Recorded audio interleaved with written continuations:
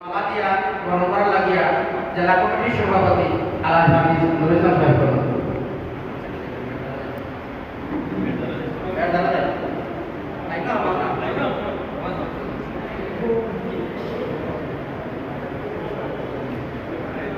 এখন জিল্লুর রহমান শিক্ষক আমরা তারা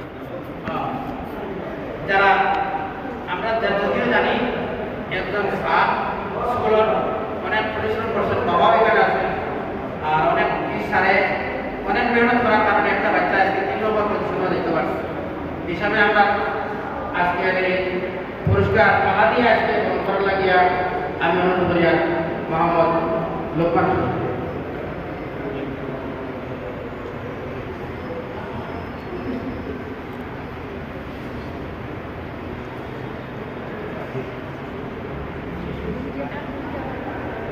এখন যাদের জন্য জায়গা ছিল আবার জায়গায় যাবো।